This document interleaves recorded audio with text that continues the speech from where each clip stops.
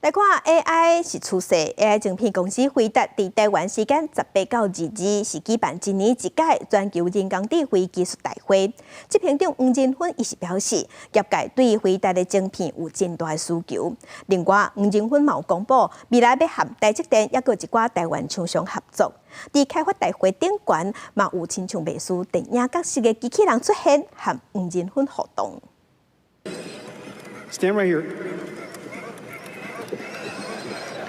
以电影星际大战做灵感开发出的 BDX 机器人，辉达执行长黄仁勋将伊号名叫做 Blue， 配合黄仁勋的指令，从学落巧的时阵 ，Blue 也过欢喜甲摇身体。AI 晶片头叫辉达伫台湾时间18到22，伫美国加州圣荷西举行一年一度的 GTC 技术大会，为了训练这先进的机器人。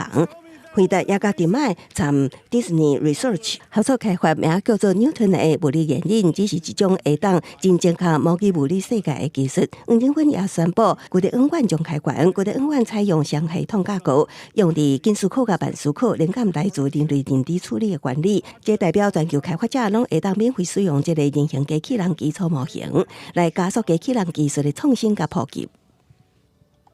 I told you the progress of our robotics has been making enormous progress. And today we're announcing that Groot N1 is open source. 黄仁勋130分钟的演讲点出两大新趋势，第一就是 AI 会行出荧幕进入实体世界，所以辉达也开发两套关键技术，让 AI 会当伫安全的虚拟环境中学习安怎甲物理世界互动。第二趋势就是实体机器人会解决全球欠劳动力的问题，所以辉达会推出 Blackwell 增加版 Blackwell Ultra。也电是由化石机加打造的电脑主机柜，佮提出包括台积电、鸿海、广达旗下的芬达加、豪硕等几啊间大厂赞助商，显现辉达加台湾供应链的紧密关系。公司新闻新闻部编译。